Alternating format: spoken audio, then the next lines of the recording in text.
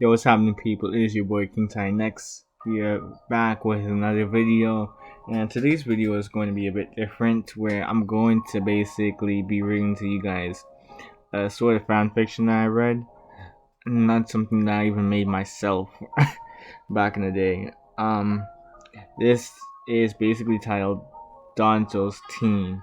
Basically, a sort of fan fiction where Danzo actually is Team 7's Jonin. So let's get on to the story. Alright, so prologue. Aruzen Saratobi released the telescope technique and pulled the cover back over his crystal ball. He took a long breath and a little smile spread across his face. He decided he was proud of Naruto. On one hand, the boy should have known better than to fall for Mizuki's rather blatant manipulations. On the other, no student should be penalized for listening to their teacher, and Naruto had performed very well. Mastering Shadow Clone in less than a day was nothing short of extraordinary. Saratobi stroked his beard, and the guilty thought crossed his mind.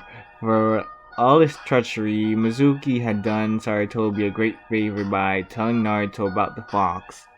He had not been looking forward to explaining that particular secret to Naruto. And then there was Aruka. Saratobi made a mental note to do something nice on Aruka's next paycheck. The man had recovered the priceless national treasure and aiding in capturing a traitor. Maybe an A-ring payment? Saratobi's thoughts came to an abrupt halt when he noticed a presence waiting calmly outside his door. He called out, "Enter," and schooled his face into a contemplative mask as Shimuru Danzo walked into his office. The bandaged man nodded his head briefly and said, "Hiruzen? Shimura? The forbidden scroll has been recovered. I am afraid that we have no need for a root hunter nin after all." "And the fox?" Saratobi kept a frown off his face, but couldn't help but make a point. Naruto was actually instrumental to stopping the traitor responsible for his defeat of the traitor, a Chunin instructor. Naruto has been given a merit promotion to Genin on the authority of Chunin Aruka Umino. Do you intend to approve the merit promotion? Saratobi couldn't keep the anger from his voice when he asked, "Do you have a reason I shouldn't?" He made a mental vow. If Shimura said the fox, he was going to beat some sense into him. Consequences be darned. Is he actually ready? Saratobi's thoughts came to an abrupt pause. He mastered the Shadow Clone in a single night. I am confident that his Jonin sensei will be able to correct any holes in his education. Danzo was quiet for a moment. Saratobi just stared at him across the dark office, wondering what the man was thinking. There was a rapid, almost excited tone in his voice when Danzo asked, "Which team do you intend to place Naruto on?" Saratobi wondered what Danzo was playing at and replied, "He will be placed on Team 7 with Sasuke Uchiha and Sakura Haruno. Their Jonin sensei will be Kakashi Hatake. So you're giving Kushina's kid to the Scarecrow. His heritage is a S-class secret." "No. His relation to the fourth is. Being Kushina's son is just a bit obvious. You called him Uzumaki after all." It's almost like someone on the council ensured that loophole existed so they could complain. I cannot confirm or deny such allegations. The room fell silent. Saratobi calmly waited for Danzo to work through whatever train of thought seemed to be driving him into distraction. I wish to reapply the ninja rank.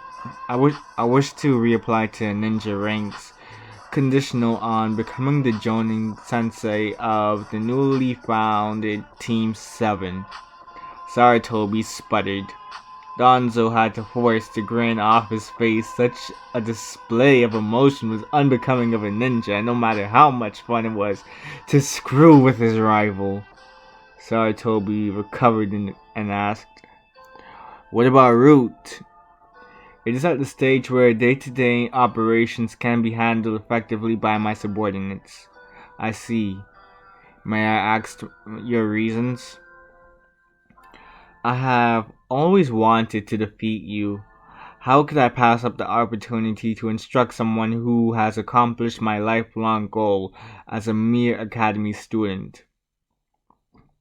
Danzo really enjoyed watching Saratobi overcome by a sudden bout of coughing. He made a mental note to do something nice for Naruto, whether he could become his teacher or not. Saratobi ignored the blush that was spreading across his face and asked, "May I ask your real reasons?" "Kakashi was chosen because of his ability to instruct the last Uchiha in the Sharingan, correct?" "Yes, though his teacher was also a factor once Naruto became a genin." "That sounds suspiciously like you manipulated the whole scroll situation to ensure the boy advanced." A big grin spread over Saratobi's face, and he deadpanned. "I cannot confirm or deny such allegations. The last Uchiha has not yet awoken the Sharingan, and Kakashi is unsuited to instructing this group." "Oh?" Saratobi gestured for Danzo to go on. "He is too involved emotionally in this particular group, and the man has demonstrated a distinct lack of interest in teaching in the past." "So you want to involve Kakashi as a supplementary instructor once Sasuke awakens his Sharingan, but why do you want to teach a team?" "A legacy. The last loyal user of the Sharingan and the jailer of the Kyuubi both will inevitably become powerful ninja. I've spent my life building the roots of Konoha, but as I grow older, I find that I want the leaves to remember me as well. I notice you have no interest in Sakura. I have every intention of beating her into a useful ninja or driving her from the program. There is no place for fangirls in the ninja ranks. You can't just run her out of the ranks. She's from a civilian family and graduated top konoichi of her class. Running her out at this point would be a giant slap in the face to the civilian sector." "Oh, the dubious joys of propaganda." Danzo let himself round a bit. "Nonetheless, I will make her into a proper ninja or see her gone." Saratobi's frown returned at the word beating. "I won't allow you to condition them like you do your Root." Danzo let an easy, mocking grin spread across his face. "They are rather public figures for that. However, I will not hold back out of some misplaced sympathy." Danzo watched Saratobi's frown deepen and guessed the source of his agitation.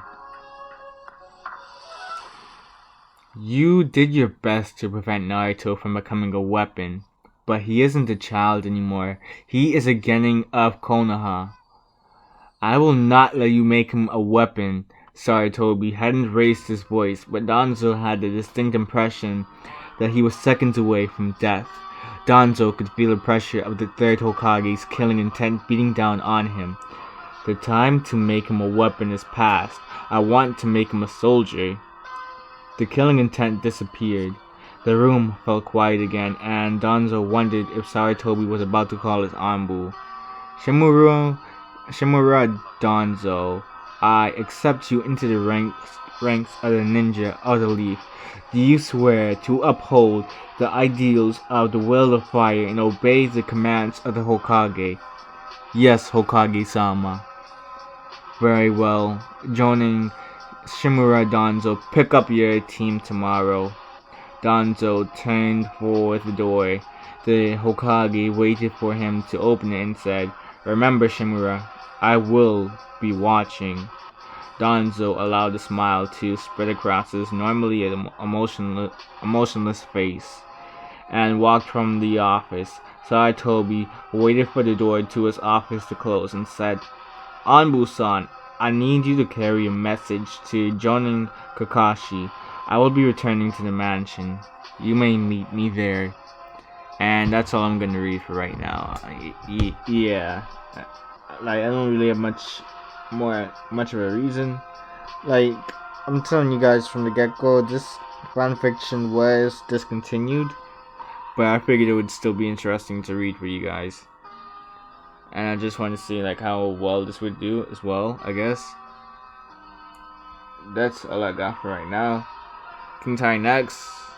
Out.